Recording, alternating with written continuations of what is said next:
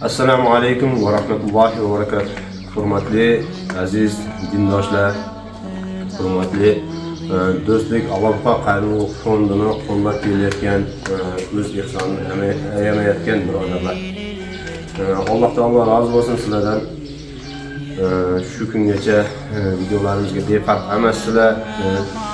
Barchalaringizning sababidan, hammamiz qilgan mehnatimiz sababidan ko'plagan muhtoj oilalarga yordam beryapmiz. Dardi bor birodarlarimizni bir dardiga hechcha bo'lsa ham bir yordam qilyapmiz, shifo topishlikka.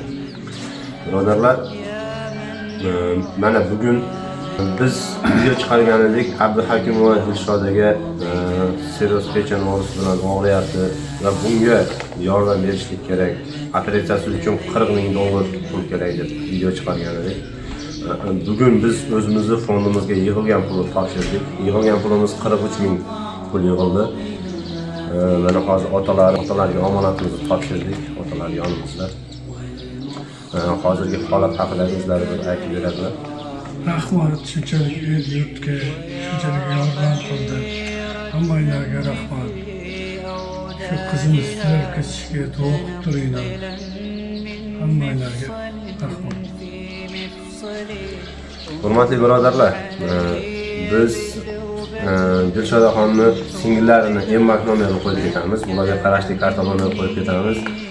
Hozirda pulimiz yig'ildi, lekin hali operatsiyaga yetarli pul yig'ilmadi.